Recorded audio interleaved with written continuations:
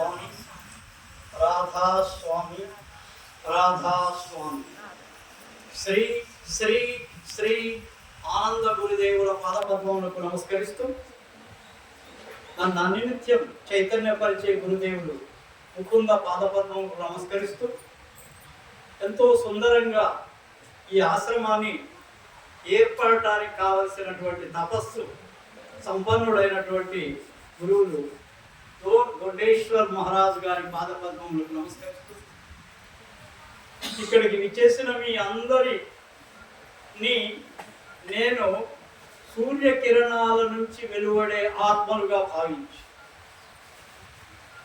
ప్రతి ఒక్కరు కూడా ఆ అనంతమైనటువంటి ఆ ప్రకాశం నుంచి రాలినటువంటి బిందువులే. ఇలాంటి బిందువులు మీరందరూ. కాబట్టి మీ అందరి పాదపద్మంలో నమస్కరిస్తూ, ఆ పరాతత్వని ప్రార్థిస్తూ ఈ సత్సంగం ప్రారంభిస్తున్నాను.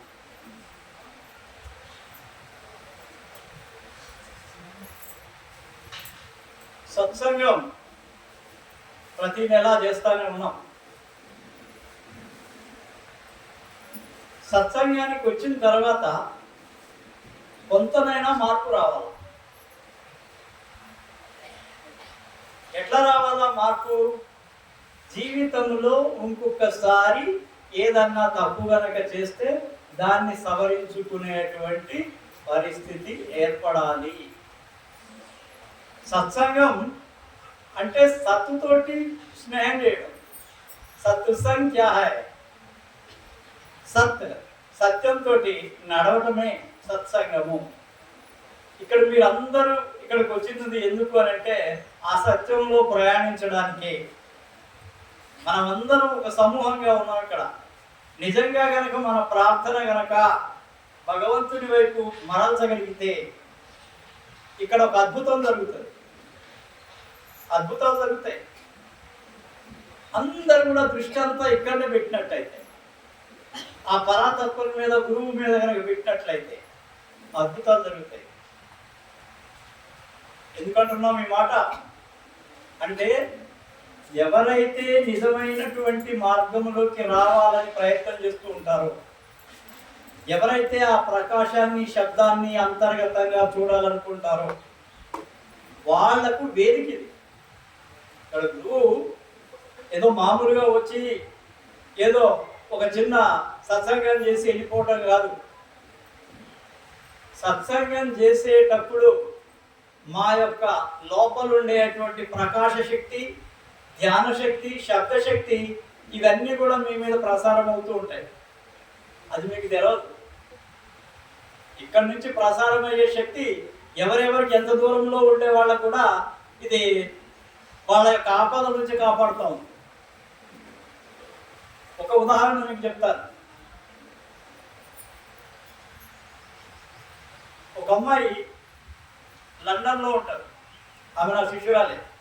వాళ్ళ తల్లి నా శిష్యురాలు. తల్లి నుంచి ఆమె కూడా అయింది. తల్లి ఎంబీబీఎస్ డాక్టర్ అమ్మ. ఆమె సికింద్రాబాద్లో రైల్వేస్లో పనిచేస్తుంది. పెద్ద ఆమె. ఈ మధ్యనే ఆమె ఈ దేహాన్ని వదిలేసింది. ఆమె కూతురు సంగతి నేను చెప్తున్నా. బిడ్డే ఆమె ఎక్కడ? లండన్లో ఉంటుంది. లండన్లో ఉంటే అప్పుడప్పుడు నాకు ఫోన్ చేసి మాట్లాడుతుండే, ఏదైనా సమస్య ఉన్నా జనరల్గా. ఆమె ఫోన్ ఏదైతే టైంలో ఆమె ఫోన్ చెయ్యాలనుకుంటుందో ఆ సమయంలో నా వేవ్స్ పోయి ఆమె వెళ్ళాడు. ఆమె ఎక్స్పీరియన్స్ చెప్తుంది. మీరు ఎప్పుడైతే నేను ఫోన్ చేద్దాము అనుకుంటున్నానో మీ యొక్క వేవ్స్ వచ్చి నాకు తగ్గుతాయి మహారాజు అంటారు. ఆమెకు అట్లా చేసినటువంటి ఆమెకు ఆమోదం వచ్చింది. ఒకసారి ఆఫీస్లో ఏమైందంటే, ఇండియన్ కంపెనీనే, అది భారతీయ కంపెనీనే. ఆమె దగ్గర దగ్గర 40 ఏళ్ళు ఉంటాయి ఆ అమ్మాయికి. పెళ్లి చేసుకోలేదు, బ్యాచులర్. అయితే ఆమె ఏం చేసిందంటే, ఆఫీసులో ఒక తెలుగువాడే ఒక ఉద్యోగి, సహ ఉద్యోగి ఆమెను చూడాయించడం మొదలుపెట్టాడు. బాగా ఏడ్పించడం, మాట్లాడడం, ఏదో ఒకటి వచ్చేటప్పుడు పోయేటప్పుడు ఏదో టీ చేయడం చేసేవాడు. ఆమె ఒకరోజు ఏడుస్తూ ఫోన్ చేసింది, మహారాజు నా పరిస్థితి ఇది, నేనేం చేయాలి, కంపెనీ వదిలిపెట్టుకోవాలన్నా, మరి ఎట్లా అని అడిగింది. అడిగితే ఏం లేదమ్మా, నువ్వు అయితే అట్లానే ఉండు, మేము సెషన్ చేస్తాంలే, నీకు ఎందుకు, నువ్వు చేయ. వితిన్ 2 daysలో ఎవడైతే చుడాయించేవాడో వాడు రాజీనామా చేసి వెళ్ళిపోయాడు. అంతే. ఆ ప్రాబ్లం సాల్వ్ అయింది. ఏమంటావా అప్పారెడ్డి, ఇట్లాంటి సంఘటనలు ఉంటాయి దీంట్లో. ఆమె మనస వాచ నిజమైన ప్రేమను కనబరిచింది నా మీద, నిజంగా నమ్మింది ఒక గురువుని. కాబట్టి ఇట్లాంటి మిరాకిల్ జరుగుతాయి. మన మీవాడు కూడా ఒక మిరాకిల్ చెప్పాడు, మీకు చెప్పిండో లేదో కానీ చెప్పిండమ్మా. అయితే ఇవన్నీ జరుగుతుంటాయి.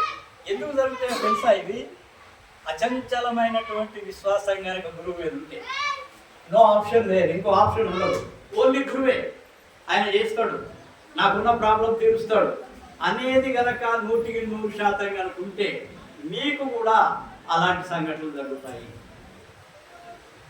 ఇక్కడికి వస్తారు, మహారాజుని మొక్కుతారు, మళ్ళా రేపు వెళ్తారు తిరుపతి వెంకటేశ్వర స్వామికి మొక్కుతారు, మళ్ళా శివుడి దగ్గర పోతారు, అక్కడ మొక్కుతారు, సరస్వతి దేవాలయానికి పోతారు, అక్కడ మొక్కుతారు.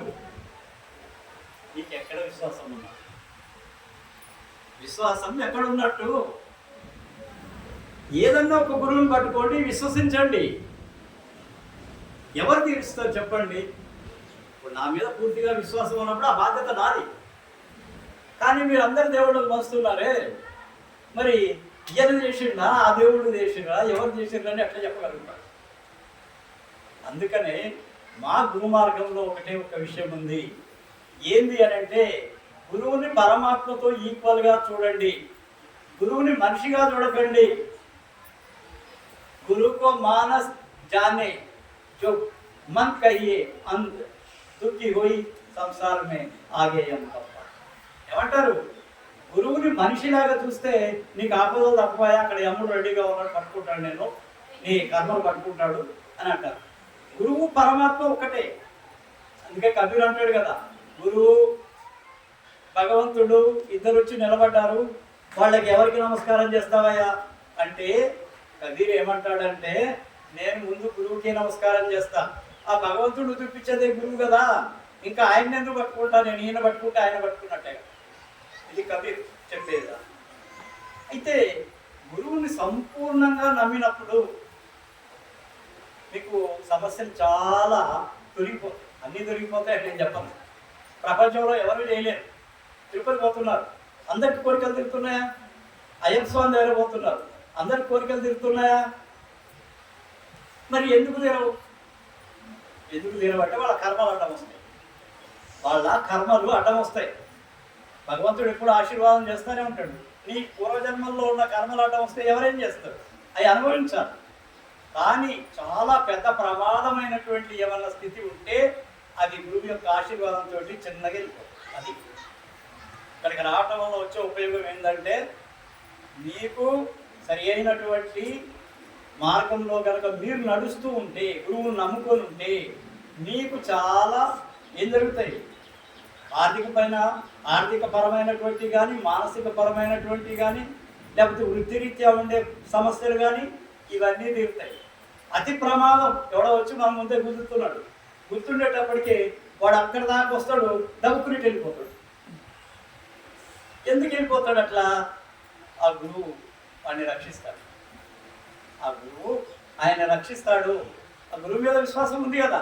మహారాజ్ అనగానే గురువు అది ఏదో మార్గంలో అది పెద్దగా పోయేది చాలా చిన్నగా వెళ్ళిపోతుంది.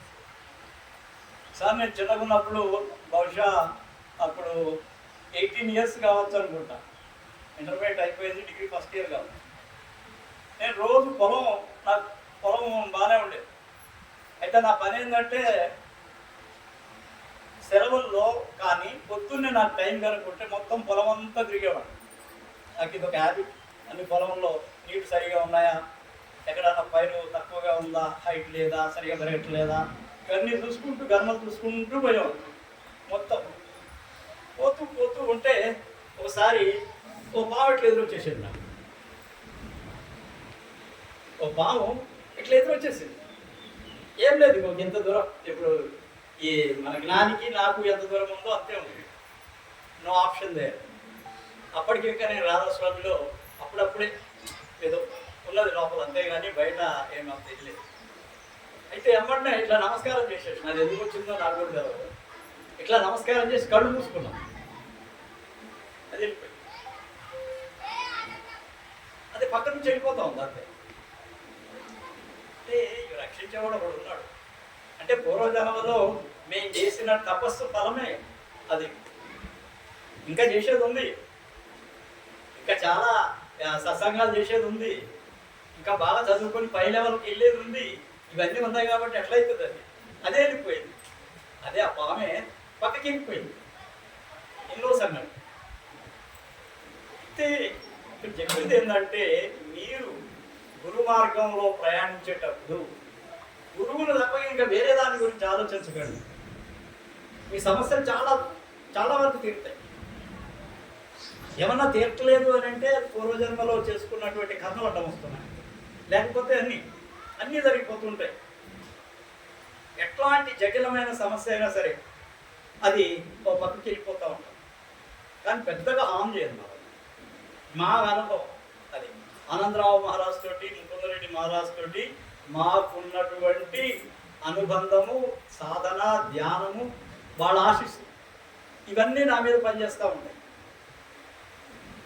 నేను పొద్దున్న లేచిన కాడ నుంచి రాత్రి పడుకునే వరకు కూడా, బహుశా పడుకున్న తర్వాత కూడా నా ధ్యాస ఎప్పుడు అట్టే ఉంటుంది. పొద్దున్నే ధ్యానం చేస్తా, మధ్యాహ్నం చేస్తా, సాయంత్రం చేస్తా, ఎప్పుడు సమయం దొరికితే అప్పుడు లోపలికి వెళ్ళిపోతుంది. ఎందుకు ఇదంతా చేసేది? ఎవరి కోసం? మనం ఒక్కళ్ళం బాగుపడితే లాభం లేదు. ఒక గురువు స్థానంలో ఉన్నప్పుడు ఈ శక్తిని అంతా కూడా పనిచేస్తున్నాను నేను. సాయంత్రానికి ఎవరైతే మీరు ఫోన్లు చేస్తుంటారు కదా సాయంత్రం, ఇదంతా వాళ్ళకి వెళ్ళిపోతుంటుంది. ఒకవేళ ఆపదలో ఉన్నవాళ్ళు ఇక్కడ ఎవరు తెలియని వాళ్ళకు కూడా దూరంగా ఎక్కడో సాట వాళ్ళకి పనిచేస్తారు. వాళ్ళు ఆపదలో ఉండి, భగవంతుడా నువ్వే నాకు దిక్కు, ఇంకెవరు లేరు అన్నప్పుడు ఈ యొక్క తపస్సుతో కూడినటువంటి ఈ ధ్యానము వాళ్ళకి సహాయం చేస్తుంది. మీరు వాడుకుంటారు, మీరు వాడుకుంటే మీకు పనిచేస్తుంది.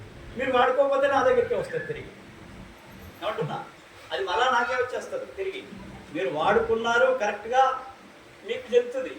మీరు కనుక దాన్ని వాడుకోలేకపోయారు, ఆ సాధనకు ఉపయోగించలేకపోయారు, ఆ నిర్మలమైన మనసు రావడానికి ఉపయోగించలేకపోయారు అంటే తిరిగి మళ్ళీ నాకే వచ్చేస్తుంది.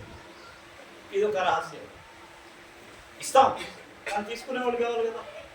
ఎక్కడా ఇస్తామయ్యా, నీకేం బాధ ఉన్నా కానీ నీకు అక్కడ నుంచి ఆశీర్వాదం చేస్తే దయ్యం కూడా వదిలిపోతుంది.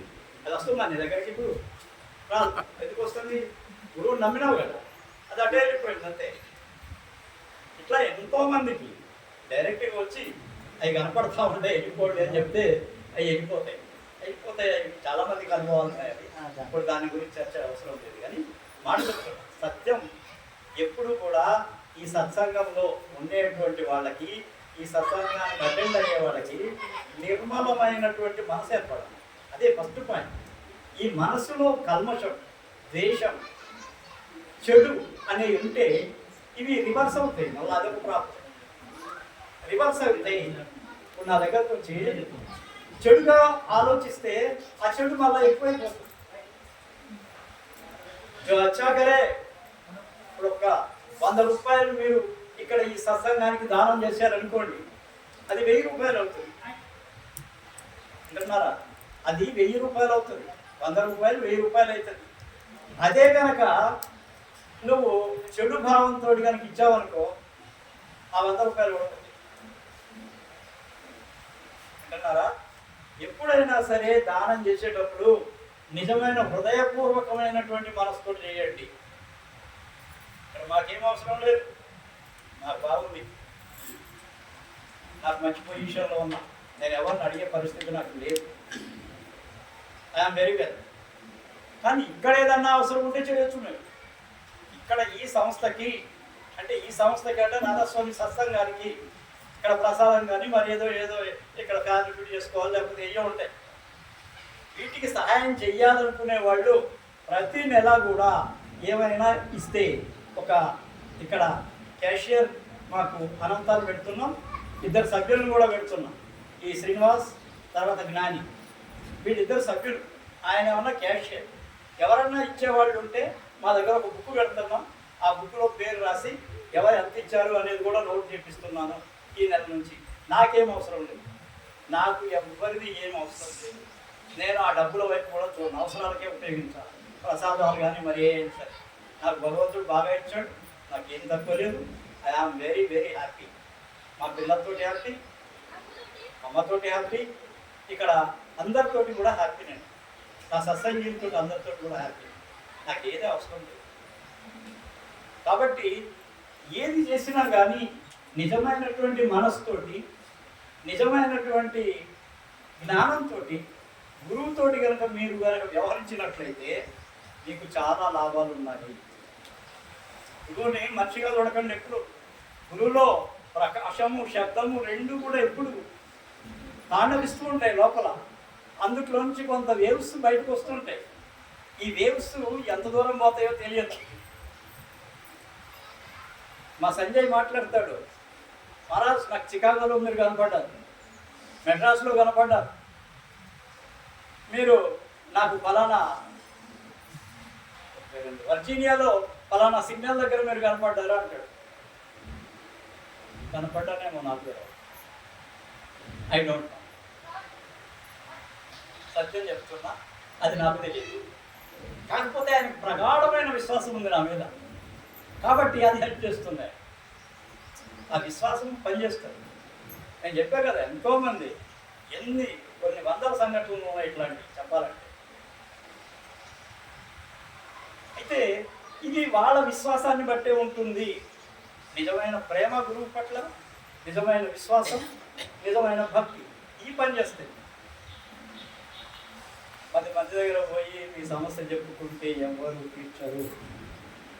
ఒక్క సమస్య చెప్పుకుంటే దాన్ని గనక ఎవరన్నా సహకరించి గనక ఇస్తే అతను 100 మందికి చెప్తాడు. పోయి నేను పలానా జ్ఞానికి అప్పుడు 100 రూపాయలు ఇచ్చినా, ఇప్పుడు ఇచ్చినా, అప్పుడు 1000 రూపాయలు ఇచ్చినా, ఇవన్నీ చెప్తూ ఉంటారు. కానీ గురువు ఎవరికన్నా చెప్తాడా? భగవంతుడు ఎవరికన్నా చెప్తాడా? గురువు చెప్పడు, భగవంతుడు చెప్పడు. ఆ దాళ్ళ దగ్గరే ఉంటుంది, ఇద్దరి మధ్య. ఇస్తే ఇవ్వాలి, లేకుంటే మాకెళ్ళి అవసరం. ఇస్తే మీ ఇష్టం, చెప్పిపోయినా మీ ఇష్టమే. ఎవరికి ఏం బలవంతం లేదు. సేవ చేయాలంటే చెయ్యండి. నిస్వార్థంగా చేసే సేవకే మీకు ఫలితం ఎక్కువగా ఉంటుంది. నిస్వార్థంగా లేకపోతే లోపల ఏదో పెట్టుకుంటే పని చేయదు. నిర్మలం కావాల మనస్సు.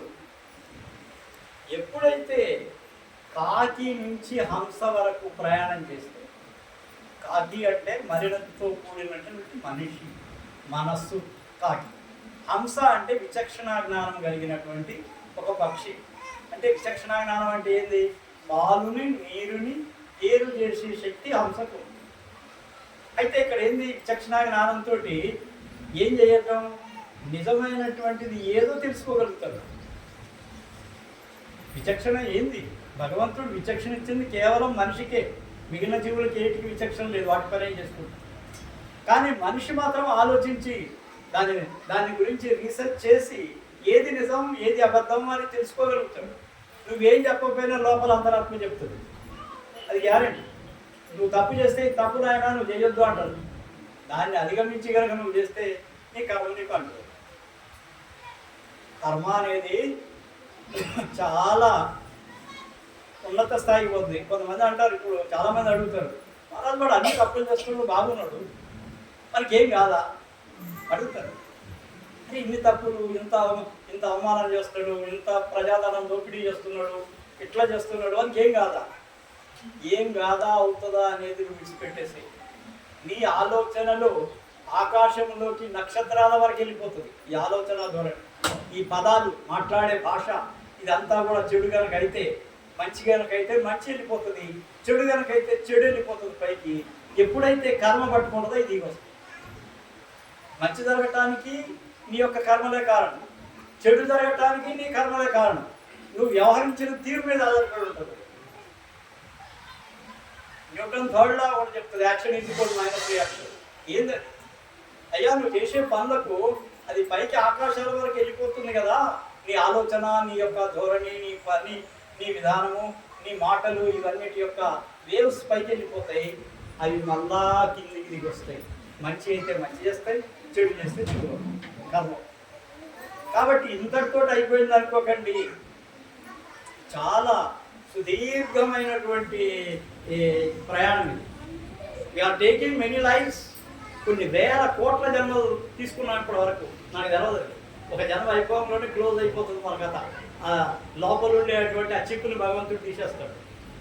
కంప్యూటర్ చిప్ అంటాం కదా, అది లోపల ఉండేటువంటిది ఏదైతే జ్ఞాపక శక్తి ఉంటుందో, ఇంతకుముందు జరిగినటువంటి సంఘటనలు ఏవైతే ఉంటాయో అవన్నింటినీ తొలగించేసి వస్తాడు భగవంతుడు.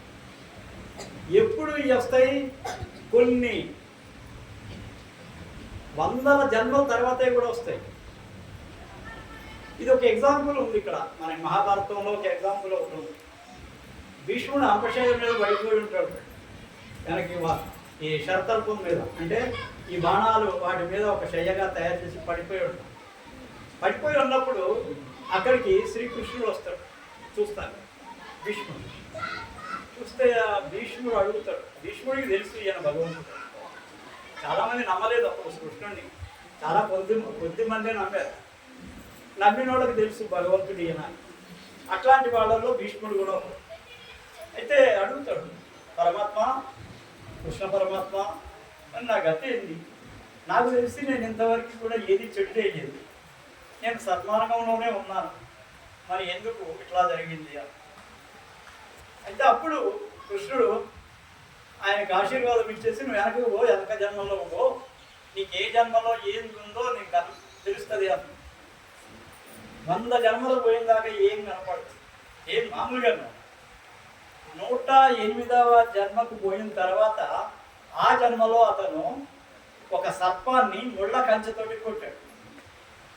అది ఏమైపోయిందంటే ఆ ముళ్ళ కంచెలోనే ఇరుక్కొని ఔషి ఔషి ఔషి అట్లా అర్థమైందా? ఎన్ని జన్మల తర్వాత పట్టుకుంది ఇది? 108 పూర్వజన్మలు. అది ఇప్పుడు వచ్చి పట్టుకుంది. మనకు వచ్చే ఆపదలు కృష్ణ ఉరకనే వస్తున్నాయా, నిలబోతున్నావా? ఇటు 108 జన్మల క్రితం పట్టుకున్నటువంటి కర్మ బదలు. ఇట్లాంటి కర్మలు మనల్ని పట్టుకుంటుంటాయి. ఎందుకు మనకి ఇట్లా అవస్థ వచ్చింది అని అంటే పూర్వజన్మ కర్మలే. సాధారణంగా ఒక్కసారి మన దగ్గరకు వచ్చి నిజమైన ప్రేమతోటి, భక్తితోటి కనుక మనల్ని ఆశీర్వాదం తీసుకుంటే 100కి 100 పాళ్ళు అవి సక్సెస్ అవుతున్నాయి మేము గమనిస్తున్నాం. కానీ కొంతమంది న్యాయంబడినే తిరుగుతారు, కానీ వాళ్ళకి కావట్లేదు. కారణం ఒక్కటే, ఏంటంటే పూర్వకర్మలు పట్టుకుంటున్నాయి వాళ్ళని. ఎక్కడో కర్మ అది పట్టుకోవడం వలన ఇప్పుడు ఎన్ని తపస్సులు చేసినా కానీ అది అది వెళ్ళిపోవటం లేదు. కాకపోతే ఇక్కడికి రావడం వల్ల ఒక ఉపయోగం ఉంది. ఆ కర్మలు పెద్దగా బాధించవు, లైట్గా టచ్ చేస్తూ కొంతమందికి సంతానం కాదు, చాలా సంవత్సరాలు తిరిగి కూడా సంతానం కాదు. మళ్ళా రోజు భక్తులే హనుమాన్ చుట్టూ తిరుగుతారు, అక్కడ వెంకటేశ్వర స్వామి దర్శనాలు చేసుకుంటారు, అన్నీ అవుతాయి. కానీ వాళ్ళు కూడా తీసేయలేరు. కానీ కొన్ని సందర్భాలలో వాళ్ళ అదృష్టం బాగుంటే గురువు దగ్గర కానీ భగవంతుని దగ్గర కానీ వాళ్ళకి సంతానం అయ్యే యోగ్యం. ఫకీర్ చంద్ మహారాజ్ దగ్గరికి ఒకసారి ఒక సంఘటన జరిగింది. ఒక స్త్రీ, ఆమెకు నెలసరి కూడా ఆగిపోయింది. డాక్టర్ల దగ్గరకు పోయి ఎంతమంది దగ్గర పోయినా సంతానం కాలేదు. అంతట్లో ఆమెకు వాళ్ళ ఏజ్ అయిపోయి దగ్గర 55 సంవత్సరాలు అయిన తర్వాత ఫకీర్ చంద్ మహారాజ్ గురించి విని ఆమె ఫకీర్ చంద్ మహారాజ్ దగ్గరకు పోయింది. మెన్షన్స్ స్టాప్ అయిపోయింది. ఇంకా ఎట్లాంటి డాక్టర్లు ఏం చెప్తారు డాక్టర్లు, నో ఛాన్స్ అంటారు కదా. ఆయన ఏం చేసిండంటే ఆశీర్వాదం చేసి ఆమెకు ఒక ఫలం ఇచ్చేసాడు.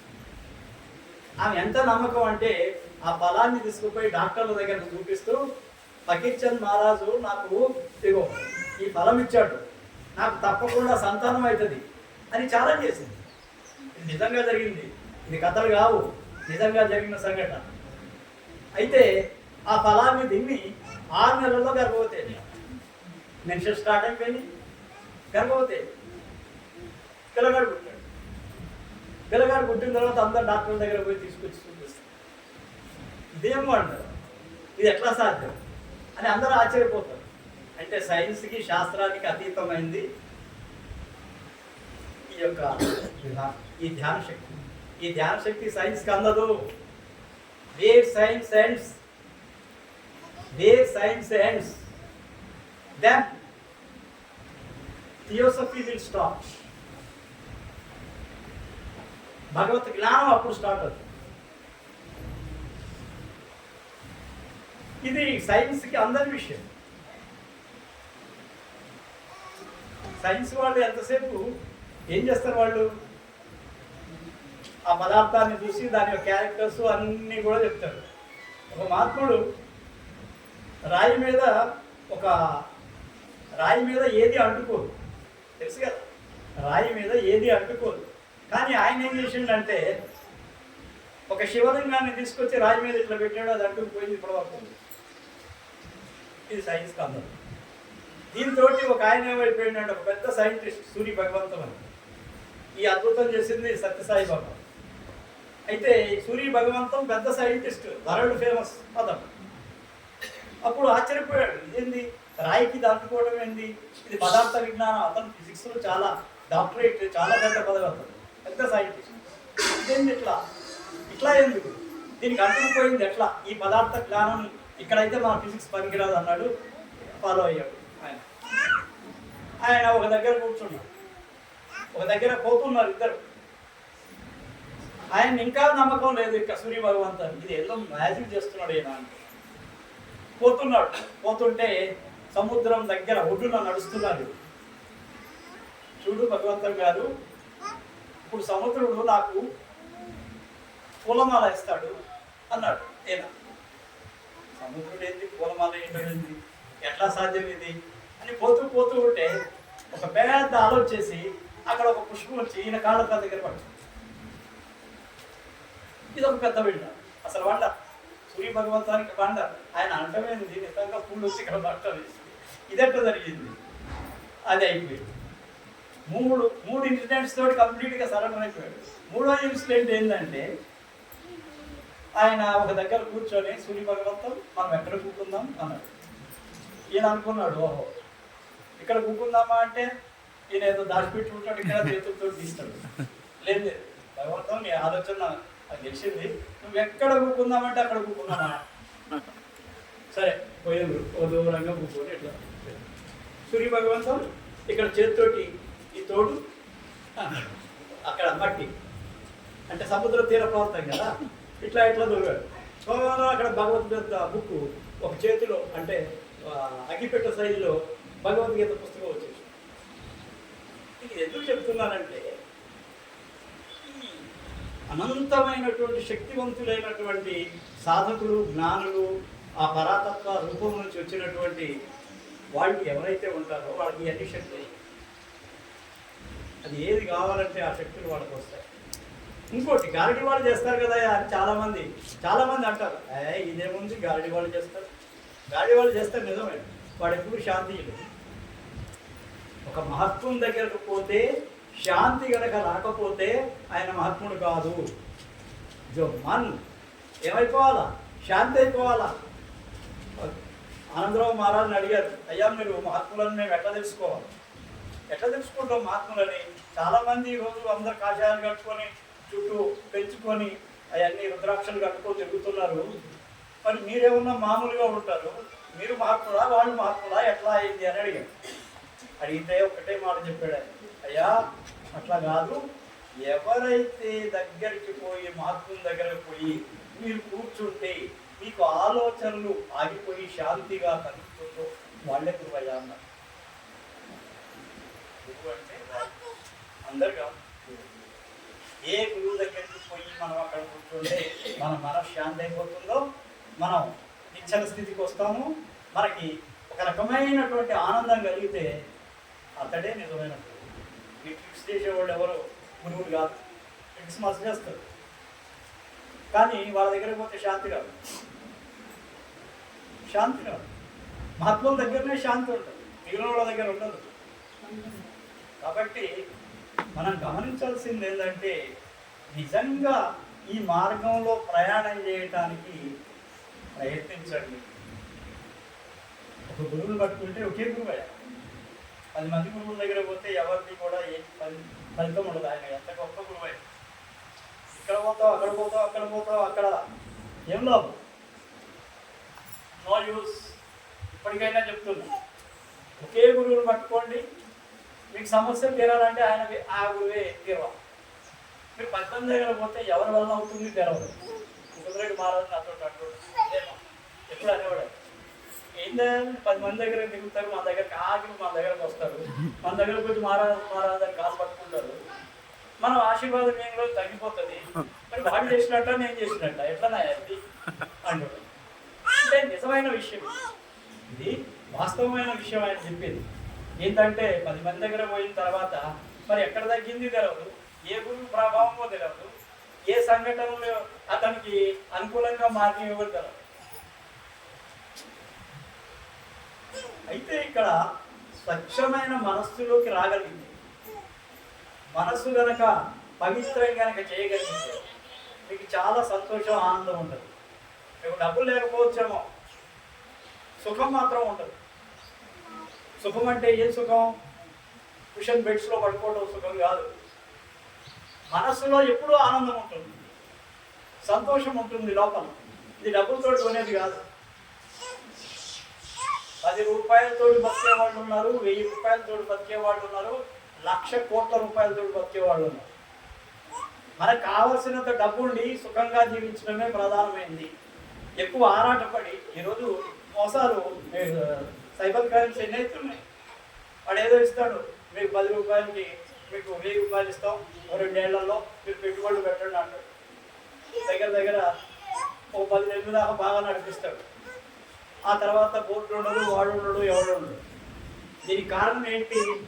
ఆశ, అత్యాశ, దురాశ. ఈ ఆశ, అత్యాశ, దురాశలు ఏవైతే ఉన్నాయో వీటి నుంచి మనం రక్షించుకోవాలి. ఇప్పుడు కూడా మనం అతి కష్టపడి సంపాదించే ప్రతి రూపాయి చాలా విలువైంది. ఈ రూపాయిని సద్వినియోగం చేయడం చాలా మంచి పద్ధతిలో సద్వినియోగం చేయాలి. అనవసరమైన వాటికి చేయకండి. మీ కుటుంబానికి, మీ పిల్లలకు, మీ యొక్క జీవితాలు బాగుండటం కోసం మీరు వాటిని ఖర్చు పెడితే మంచిది.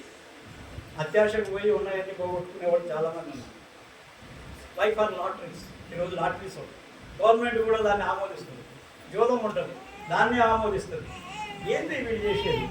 హార్స్ రేసెస్ ఉన్నాయి, వాటిని ఆమోదిస్తుంది. అంటే కారణం ఏంది? నువ్వు రూపాయలు పెట్టి 100 రూపాయలు తీసుకోమనే కదా. ఇవన్నీ ఆశను పెంచడమే కదా. ఈ డబ్బులన్నీ తీసుకుపోయి లాటరీ గెలిచిన వాడికి వస్తుంది పైసలు. అంటే ఈ అన్ని డబ్బులు పోయి ఒకడికి జరుగుతున్నాయి. అంటే దీని అర్థం ఏంది? ఇంతమంది జమ చేసి వానికి ఇచ్చే బదులు వాడు కూడా కష్టపడి 1 రూపాయికి 2 రూపాయలు సంపాదించుకుంటే వాడు చాలా తృప్తిగా ఉంటాడు. వాడు 100 రూపాయలు వచ్చినాయి కానీ రేపు మళ్ళా చదవంలో పోగొట్టు. ఈ అత్యాశ, ఈ అన్నిటి నుంచి మనం రక్షించుకోవాలి. నిజమైనటువంటి మనస్సు నిర్మలత్వం కోసం ప్రయత్నం చేయాలి. కిర్చన్ మహారాజ్ అంటున్నా, జో కోయి ఆయే మేరీ సభా మే గురు కా రూప్ లగా హూ. ఏమంటుండే? నా సభలోకి ఎవరైతే వస్తారో వాళ్ళకి గురువు యొక్క రూపాన్ని చూపిస్తా. మీకు ఆ దమ్ముందా? నేను చెప్పినట్టు మీరు నడుస్తారా? నేను చెప్పినట్టు మీరు ధ్యానం చేస్తారా? మీ యొక్క జీవితాన్ని మార్చుకోగలుగుతారా? మీరు మార్చుకుంటే ఆ దైవం మీకు కనిపిస్తుంది అంటారు. జో కోయి ఆయే మేరీ సభా మే గురు కా రూప్ లగా హూ. ఆ గురువు యొక్క రూపాన్ని చూపిస్తాను. గురువు అంటే మనిషి అనుకునేది, గురువు అంటే మనిషి కాదు. ప్రకాశము, శబ్దము, ఇదే గురువు. వింటున్నావా? ప్రకాశ శబ్ద తో ఈ గురువు హై. ధ్యాన్ కర్తేనా? ఇక్కడ ఈ గురువు మధ్యంలో నువ్వు చెయ్యంగా చెయ్యంగా చెయ్యంగా ధ్యానం చెయ్యంగా చెయ్యంగా ఏం వెలువడుతుంది? ఒక ప్రకాశం చక్ చక్ వెలువడుతుంది. అక్కడి నుంచి శబ్దం కూడా వస్తుంది. ఈ ప్రకాశము, శబ్దాన్ని పొందాలంటే గురువు ఆశీర్వాదంతో, గురువు చెప్పినట్టు నడిస్తేనే అవుతుంది, లేకపోతే కాదు. ఎప్పుడైతే భూమధ్యంలోకి మీ పూర్తి శక్తిని తీసుకొని రాగలుగుతారో మీ పని చాలా సులువైపోయింది. ఎప్పుడు అక్కడే ఉంటారు ఇక. నువ్వు క్లాస్లో పాఠం చెప్పినా, నువ్వు ఆఫీస్లో పనిచేస్తున్నా, నువ్వు ఏం చేస్తున్నప్పటికీ కూడా భూమధ్యంలో శక్తిని నిలబెదిస్తే నువ్వు కిందికి పోయిక ఏ ఆంకోకే ఊపర్ జాతే ఈ కనుల పై భాగంలోనికి వెళ్ళిపోతాం. కనుల కింద అంతా పిండ దేశం, పైన అంతా ఆధ్యాత్మిక దేశం. लक्ष्मण गारू इधर से ऊपर जाना भाई, नीचे नहीं. नीचे गए तो पिंड देश, ऊपर गए तो ब्रह्मांड. वो ब्रह्मांड की ओर चलना चाहिए. మన ప్రయత్నం అంతా అదే. సాధకుల యొక్క పని ఏంటంటే ఆ బ్రహ్మాండం వైపు నడవటమే. కాబట్టి అటు నడవటానికి మనం ప్రయత్నం చేయాలి. అంతే. 36. కాబట్టి సత్సంగం చేస్తున్నాము అని అంటే ఇక్కడ మీ అందరికి ఉపయోగపడాలని. మేము అంత దూరం నుంచి వస్తున్నాం మీకోసమే. ఇక్కడ మీ జీవితాలు బాగుపడాలి, మీ ఆధ్యాత్మిక స్థితి మారాలి, మీ ఆలోచన ధోరణి చెడు నుంచి మంచి వైపుకు మారాలి. మీరు 10 మందికి సహాయం చేయాలి. మీరు నిశ్చలమైనటువంటి స్థితిలో ఉండాలి. మీ సంతానాన్ని మీరు ఎప్పుడూ కూడా వాళ్ళ మంచి చెడ్డలు చూస్తూ వాళ్ళకి సహకరిస్తూ ఉండాలి. తప్పుదో పడుతుంటే మనం సరిచేయాలి. చిన్నప్పటి నుంచి చేసేది అదే. తల్లిదండ్రుల యొక్క పెంపకమే 100కి 100 పాళ్ళు పిల్లవాళ్ళ మీద పడుతుంది. తల్లిదండ్రులు కనుక సరి అయిన స్థాయిలో సంపాదించి వాళ్ళకి విద్యాబుద్ధులు నేర్పించడానికి సహకరిస్తే వాళ్ళ జీవితాలు బాగుపడతాయి. వేరే అందుకనే గర్భంలో ఉన్నటువంటి స్త్రీకి చాలా మంచి మంచి కథలు వినిపిస్తారు పూర్వకాలం. ఇప్పుడు అవి లేదు, సినిమాలు చూపిస్తారు. ఇప్పుడు అన్నీ కూడా పిచ్చి పిచ్చి సినిమాలు అవి చూపించేసి ఆ మైండ్ అంతా అట్లా తయారైపోయి లోపల బిడ్డ కూడా అట్లే తయారవుతుంది. కాబట్టి ఎప్పుడైతే ఈ మంచి భావాలను కనుక ఆమెకు వినిపిస్తూ చూపిస్తూ ఇంతకుముందు పూర్వంలో ఏం చేసేవాళ్ళు అంటే ఆ గర్భంతో ఉన్నటువంటి స్త్రీ యొక్క రూమ్లో భగవంతుని యొక్క ఫోటోలు పెట్టేవాడు. రాముడు, కృష్ణుడు, ఇట్లా బ్రహ్మ, విష్ణువు, ఇట్లా అన్ని ఫోటోలు పెట్టారు. ఎందుకంటే ఆమె ధ్యాస ఎప్పుడు కూడా ఆ ఫోటోలను చూసి నాకు మంచి సంతానం ఇవ్వు అని కోరేటట్టు, మంచి భావాలు ఏర్పడేటట్టుగా ఇట్లాంటి విధానం పూర్వంలో ఉండేది. ఇప్పుడు ఆ విధానాలు అన్నీ పోయినాయి. ఇప్పుడు చేయగలిగితే లాభం ఉంది. నేను ఎందుకు చెప్తున్నా అంటే పోయింది. కానీ వాళ్ళు ఎవరో చేశారు, ఫెయిల్ అయిపోయారు. కానీ మీకు ఇప్పుడు చెప్తున్నా, మీరు గర్భంతో ఉన్నప్పుడు కనుక మీరు ఈ స్థితిలో నేను చెప్పిన పదార్థంలో మీరు కనుక పయనించినట్లయితే, అట్లా జీవించినట్లయితే మీకు పుట్టబోయే బిడ్డలు చాలా శక్తివంతులు, జ్ఞానవంతులు, దేశానికి ఉపయోగపడేవాళ్ళు, తల్లిదండ్రులను గౌరవించేవాళ్ళు ఉంటారు. కాబట్టి మనం చేయాల్సింది ఒకటే, మనస్సుని గురువుకి అర్పించవలను. పూర్తి శరణాగతి కాదగలరు. శరణాగతి అయితే చాలా వరకు మీకు మంచిది, ఇది మాత్రం గ్యారెంటీ. కాబట్టి మీ అందరికీ కూడా మనం చేసేది ఏంటంటే, మీరు మీ జీవితాన్ని మార్చుకోవడానికి మీరే కాదు, అవ్వాలంటే అవుతారు. సగం హాఫ్ హార్టెడ్గా అటు ఇటు ఇసలంటే ఏది కాదు. ఒక ఎట్లా ఉండాలి, ఒక పట్టు పట్టినామంటే పట్టు విడవరాదు. మహారాజ్ తోటి ఉన్నాం మనం, మహారాజ్ చెప్పింది ఫాలో అవుదాం. నెలకు 1 రోజు వస్తాడు ఇక్కడికి, ఆ 1 రోజు ఉపయోగించుకుందాం. ఉపయోగించుకుంటే లాభం, తప్పులు చేస్తూనే ఉపయోగించుకుంటే నష్టం. ఇది కూడా మనం తప్పులు చేస్తూనే ఉంటాం, కానీ మహారాజ్ సత్సంగం వింటాం, మళ్ళీ బయట పోయి తప్పులు చేస్తాం, లాభం లేదు, దానివల్ల నష్టం. కాబట్టి ఒకటే విషయం మీకు చెప్పేది, మీ మనస్సుని మలినము లేని దానిగా మార్చుకోండి. మీ మనస్సుని గురువు పాదాల వద్ద ఉంచండి. మీ యొక్క అహంకారాన్ని, నేను అనే తత్వాన్ని గురువు దగ్గరనే ఉంచేసేయండి. ఎదుగు మొక్కాల కాళ్ళు అహంకారం దొరకటానికి. గురువు కాళ్ళు ఎందుకు మొక్కరు? నాలో అహంకారం, ఎంత పెద్ద డాక్టర్స్, ఇంజనీర్స్ వచ్చి కాళ్ళ మీద పట్టుకుంటారు కదా, మరి వాళ్ళ జ్ఞానం ఏమైపోయింది? వాళ్ళు తప్పులు చేస్తారు, కాళ్ళ మీద పడితే ఆయన క్షమిస్తాడు అనేది ఒక నమ్మకం. కాబట్టి వచ్చి పాదాభివందనం చేసుకొని వాళ్ళ గర్వాన్ని కొంత అక్కడ తగ్గించుకోవడానికి, అహంకారాన్ని తగ్గించుకోవడానికి గురు చరణాలు భగవంతుని చరణాలుగా ఉన్నప్పుడు అట్లా మీకు ఆ ధోరణిలో కనుక మొక్కినప్పుడు నాకు మొక్కాలని నాకు కాదు, నేను ఎప్పుడు చెప్పను నాకు రుచి మొక్కడయా మీకు అన్నిసార్లు మీరు ఆ గురుతత్వాన్ని మొక్కుతున్నారు, నన్ను కాదు,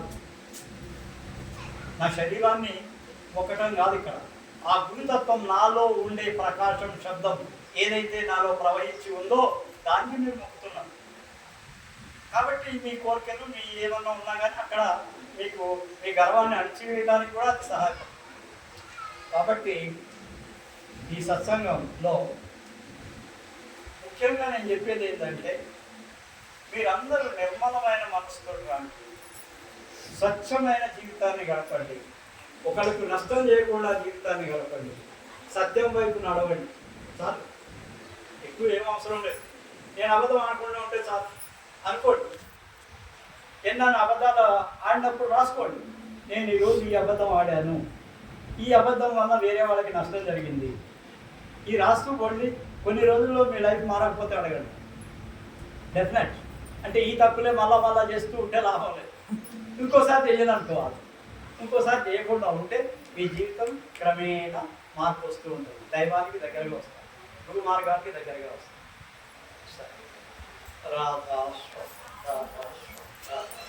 అందరికీ రాధా